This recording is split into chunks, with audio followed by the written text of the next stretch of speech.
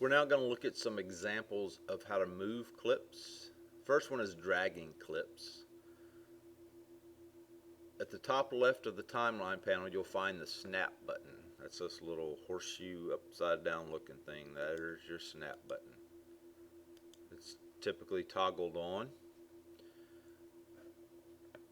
Keyboard shortcut for toggle snapping on and off is S.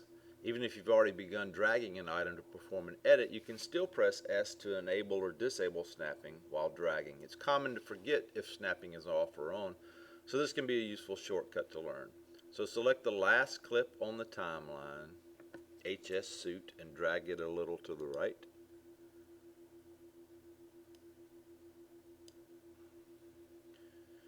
Because there are no clips after this one in the sequence, you simply introduce a gap before the clip. No other clips are affected. Make sure the snap option is enabled, highlighted blue like mine is, and drag the clip back to its original position. If you move slowly, you'll notice the clip segment jumps into position at the last moment. Just move slowly. You see it? It jumped. When this happens, you can be confident it's perfectly positioned. Notice the clip also snaps to the end of the cutaway shot on the video 2 track and the playhead. Drag the clip left until the right edge of the clip snaps to the right edge of the previous clip so they're overlapping.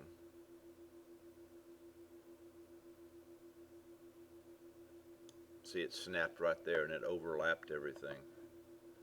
When this happens, you can be confident it's perfect. I already did that. When you release it, the new clip replaces the end of the previous clip. When you drag clips, the default editing mode is overwrite, so it overwrites that. It doesn't place it in there. Undo enough times to return the clip to where it was originally. Many editors prefer to use the keyboard as much as possible, minimizing the use of the mouse or trackpad because working with the keyboard is usually faster. You can reposition clips in a sequence using the arrow keys in combination with a modifier key, nudging the selected items left and right, up and down between tracks. Because the separator between the video and audio tracks is in the timeline panel, when you nudge linked video and audio clips up or down, one of the clips may be left in its original position. This will introduce a vertical gap between the linked clips. This won't impact playback, but it can make it a little harder to see which clips are linked together. So now, if you hold the Command or Control Windows key while you drag clip segments in the timeline panel, insert mode rather than overwrite mode is used to place the clip when you release it. So, let's make sure the snapping is enabled with the blue icon. Start dragging the HS suit clip to the left of the clip before it. After you've begun dragging, but before you release it, hold the Command or Control Windows key. Oops, I didn't mean to do that. Select it. I'm going to hold down my Command.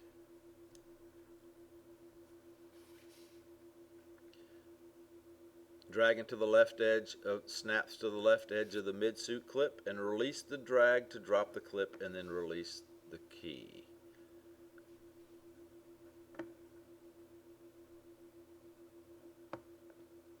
Let's go over to here. Let's play the results.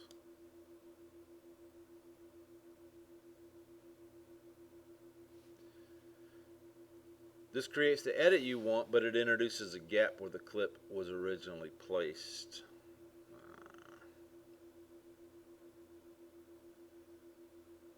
Let's undo to restore things to where they were.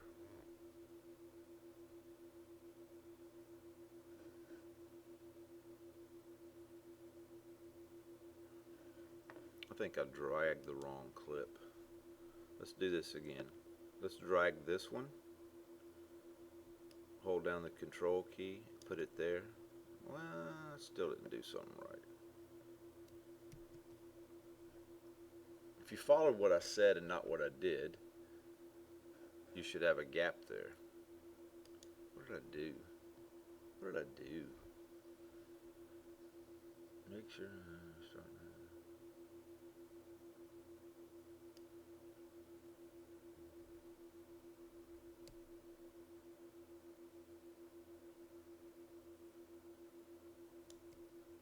Ah, there you go. I did it. Gap is here.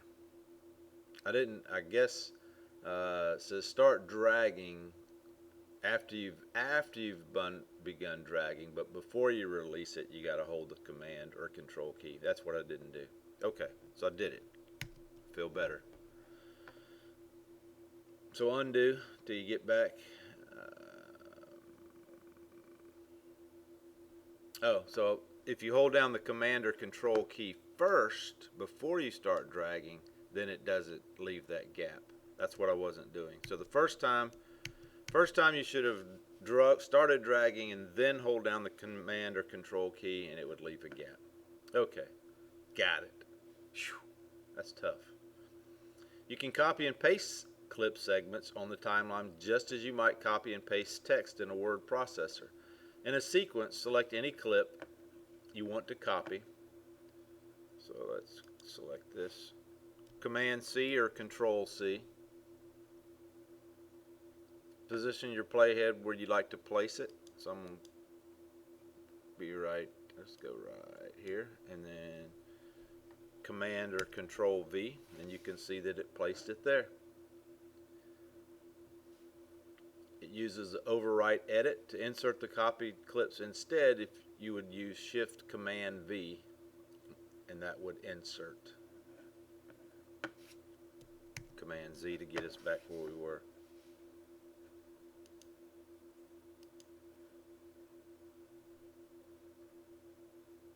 Now that you know how to add clips to a sequence and how to move them around, all that remains is to learn how to remove them. Once again, you'll be operating in either a kind of insert or overwrite mode. Premiere Pro offers two ways to select parts of a sequence you want to remove. You can use in and out points combined with track selections, or you can select clip segments. I'm going to perform a lift edit here. A lift edit will remove the selected part of a sequence, leaving a blank space. It's similar to an overwrite edit, but in reverse. For this exercise, if you have turned on the selection follows playhead option, turn it off now. And to do that, you would click sequence and selection follows playhead. Mine doesn't have a check by it, so I don't have that on. So what I do should work. Click the name of the theft unexpected sequence in the timeline panel to bring it into view.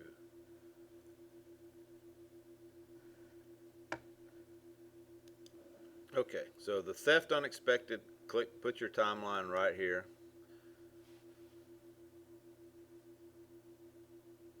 This sequence has two unwanted clips that have different label colors to make them easy to identify. Next, you're going to set in and out points in the timeline to select the part that will be removed. You could do this by positioning the playhead and pressing I or O, but the next step will show you a handy shortcut. Position the playhead so that somewhere over the first unwanted clip, which is excuse me tilted. So that's this one right here. So if you put your playhead over that, make sure the video 1 and audio 1 tracks are selected, and press X. There's no need to select the first clip, or there's no need to select the clip first.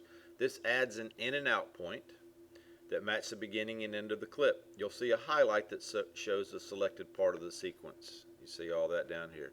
Now we're going to click the lift button at the bottom of the program monitor. The lift button is this one right here, and voila. If you wanted to use the semicolon, that's your shortcut. You could have done that. Premiere Pro removes the part of the sequence you selected, leaving a gap. This might be fine on another occasion, but on this occasion, we don't want the gap. You could remove the gap now, but for the next exercise, you'll perform an extract edit so no gap is left.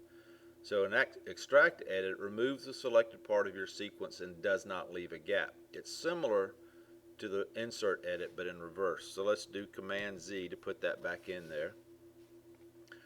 So you would click the extract button at the bottom of the monitor, which is this one right here, and voila, you see it took it out. And the shortcut for that is the apostrophe key. You could do that as well. This time Premiere Pro removes the selected part of the sequence and the other clips in the sequence move to close the gap. Just as there are two ways to remove part of a sequence based on in and out points, there are also two similar ways to remove clips by selecting clip segments, delete and ripple delete. Click once to select the second orange unwanted clip.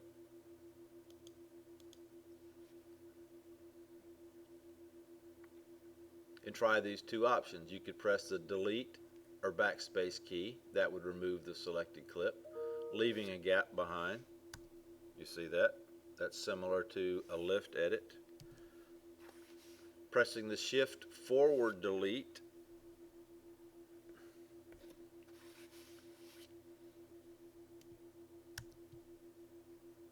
select that. Removes the selected clip without leaving a gap. This is similar to an extract edit. If you're using a Mac keyboard without a dedicated forward delete key, you can convert the delete key to a forward delete key by holding the function when you press the delete key. The result is similar to that achieved when performing a lift or extract edit. You can even selectively delete or ripple delete parts of clips by combining in and out points with track selecting selections. You can turn a whole track's output on or off, or you can turn the output of individual clips off or on. Clips that you disable are still in your sequence, but they cannot be seen or heard. Try this on a cutaway shot on the video 2 track towards the end of the sequence. So right click and choose Enable. So I already have Enable selected. When right-clicking clips in a sequence, be careful not to right-click the small clip FX badge, as this will give you options relating to effects instead of the general options. So let's go to this one. Let's right-click.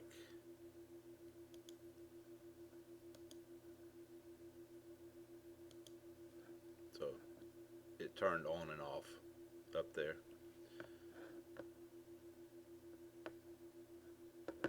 So let's click File and then Close Project. And if you're prompted to save it, click Yes. And that completes Lesson 6. So submit it.